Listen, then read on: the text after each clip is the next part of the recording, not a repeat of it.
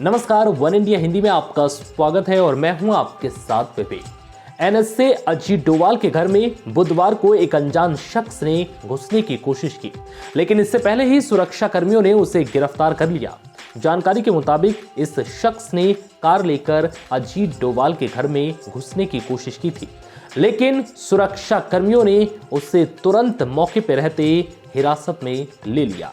हिरासत में लिए गए शख्स से दिल्ली पुलिस की स्पेशल सेल अब पूछताछ कर रही है। पुलिस के मुताबिक पकड़े जाने के बाद शख्स कुछ बड़बड़ा रहा था। वो कह रहा था कि उसकी बॉडी में किसी ने चिप लगा दिया है और उसे रिमोट से कंट्रोल किया जा रहा है। हालांकि जांच में उसकी बॉडी से कोई चिप नहीं मिला है। हिरासत में लिया गया शख्स कर्नाटक के बेंगलुरु का रहने वाला है। दिल्ली पुलिस की anti terror unit special cell उस शख्स से पूछताछ कर रही है। शख्स को हिरासत में लेकर ये पूछताछ लोधी कॉलोनी स्थित स्पेशल सेल के दफ्तर में हो रही है। भारत के जेम्स बॉन्ड कहे जाने वाले अजीत डोभाल पाकिस्तान और चीन की आंखों की किरकिरी बने रहते हैं। डोभाल कई आतंकी संगठनों के भी निशाने पर हैं। पिछले साल फरवरी में जैश के आतंकी के पास से डोभाल के दफ्तर के रेकी का वीडियो मिला था। इस वीडियो को आतंकी ने पाकिस्तानी हैंडलर को भेजा था। इसके बाद डोभाल की सुरक्षा को और ज्यादा बढ़ा दिया गया था। दिल्ली हाईकोर्ट ने उपहार सिनेमा कांड मामले में अंसल ब्रदर्स को बड़ा झटका दिया है। हाईकोर्ट ने सुशील अंसल और गोपाल अंसल को सबूतों से छेड़छाड़ मामले में सजा को बरकरार रखा है। इन दोनों भाइयों को 7 साल की सजा काटनी होगी। दरअसल इस मामले में सुनवाई के बाद हाईकोर्ट ने निचली अदालत की 7 साल की सजा को निलंबित करने से इनकार कर दिया है। एक याचिका पर दिल्ली हाईकोर्ट ने सुशील अंसल और गोपाल अंसल समेत अन्य आरोपियों को लेकर अपना फैसला सुनाया है। ये सभी उपहार सिनेमा कांड में सबूतों से छेड़छाड़ के दोषी हैं। सुशील अंसल और गोपाल अंसल समेत अन्य दोषियों को 7 साल कैद की सजा सुनाई गई थी। अंसल भाइयों और अन्य ने सबूतों से छेड़छाड़ मामले में अपनी 7 साल की सजा को निलंबित करने के लिए दिल्ली हाईकोर्ट के समक्ष याचिका दायर की थी। दिसंबर में निचली अदालत ने मजिस्ट्रेट अदालत की ओर से दोषी साबित होने पर सजा के निलंबन की याचिका को खारिज करते हुए जमानत पर रिहा करने से इनकार कर दिया था। साथ ही अदालत ने दोनों भाइयों पर 2.5 करोड़ का जुर्माना भी लगाया है। इसके बाद अंसल बंधुओं ने दिल्ली हाईकोर्ट में इसे चुनौती दी थी। दिल्ली हाईकोर्ट ने 28 जनवरी को रियल एस्टेट कारोबारी सुशील और गोपाल अंसल की याचिकाओं पर अपना आदेश सुरक्षित रख लिया था।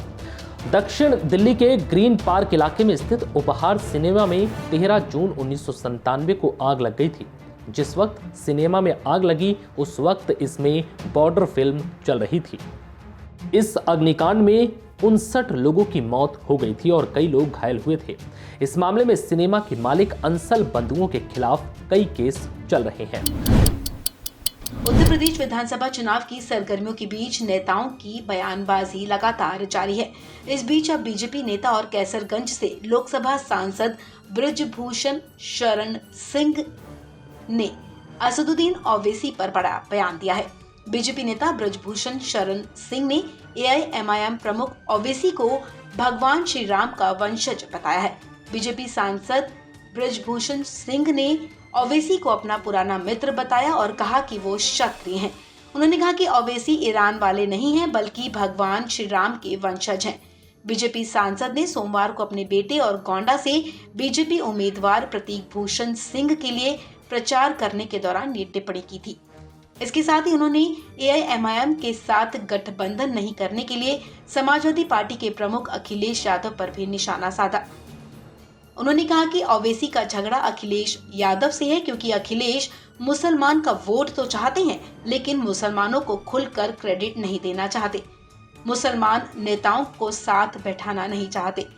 बीजेपी सांसद ने कहा कि ओवैसी और अखिलेश की लड़ाई इसलिए है कि मुस्लिम की लीडरशिप किसके हाथों में होनी चाहिए। उन्होंने कहा कि अखिलेश धोखेबाज हैं। उन्होंने अपने पिता और चाचा को भी धोखा दिया। धोखा देना उनका काम है। उन्होंने स्वामी प्रसाद मौर्य को भी धोखा दिया।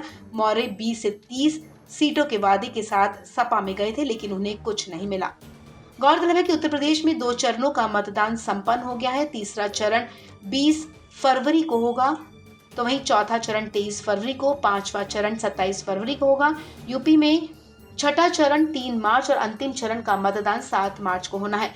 कुल 7 चरणों में यूपी का चुनाव होना है। मतगणना 10 मार्च को होगी। प्रसिद्ध भारतीय गायक और संगीतकार बप्पी लहिरी का निधन हो गया है। बप्पी लहिरी 69 साल के थे।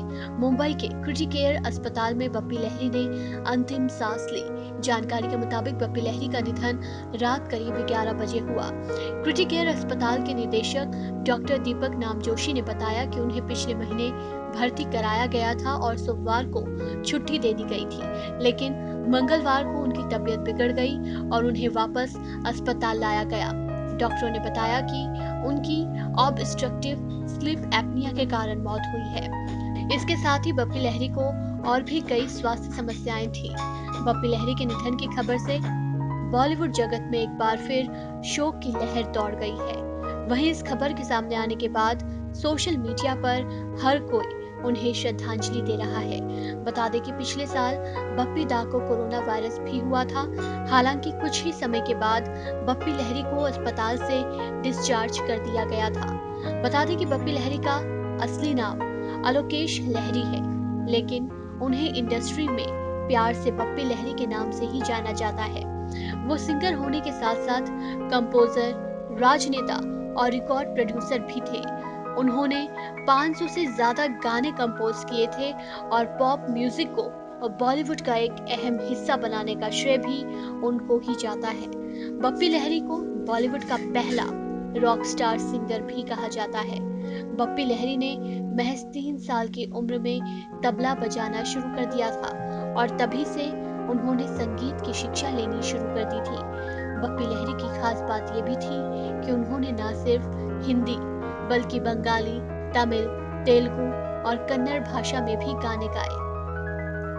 बप्पी लहिरी को सोना पहनना और हमेशा चश्मा लगाकर रखना बेहद पसंद था। गले में सोने की मोटी मोटी चेन और हाथ में बड़ी बड़ी अंगूठियां समेत सोने के ढेर सारे गहने पहनना उनकी पहचान थी।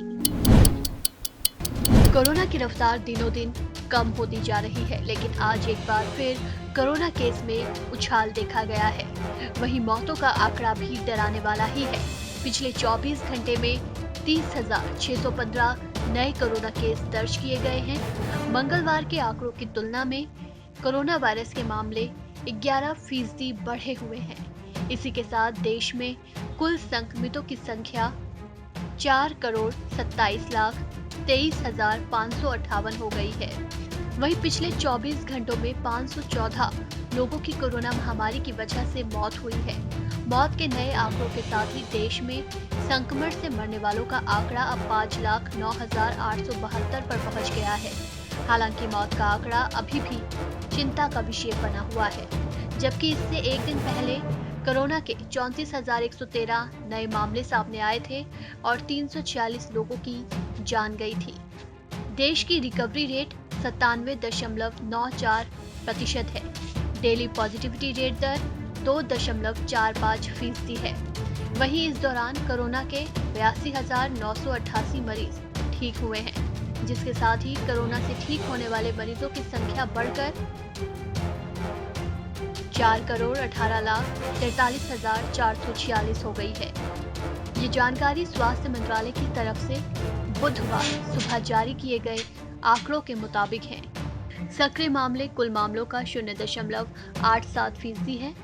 देश में एक्टिव केस 3,70,240 हैं। कोरोना वायरस संक्रमण पर लगाम कसने के लिए वैक्सीनेशन पर काफी ध्यान दिया जा रहा है। स्वास्थ्य मंत्रालय के मुताबिक बीते दिन 41,54,476 कोरोना की डोज लोगों को लगाई गई है और अब तक वैक्सीन की कुल 173,86,00,000 कोरोना की डोज लोगों को दी जा चुकी है।